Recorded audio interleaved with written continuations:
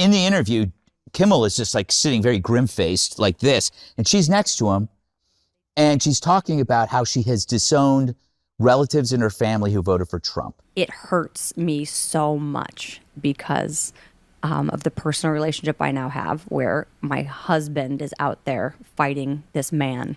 And to me, them voting for Trump is them not voting for my husband and me and our family.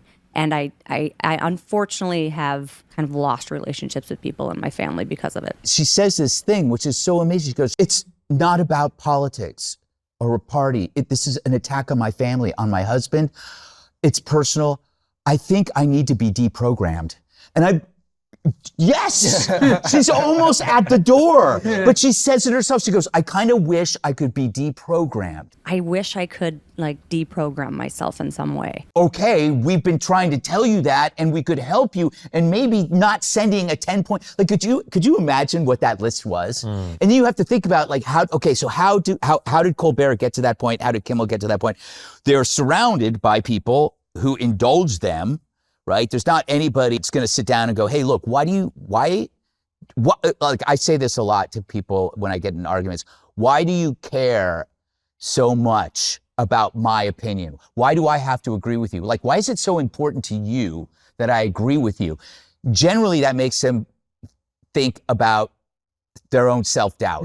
That's the first, it's like if you say, why is it so important for me to validate your opinion?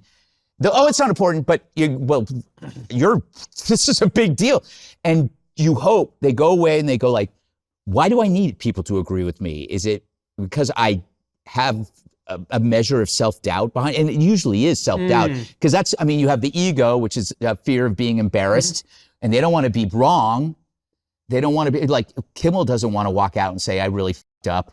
You have to be able to endure embarrassment. That is a skill that you got to learn, but also this that you have to see, like, you have to ask yourself, why do these feelings exist?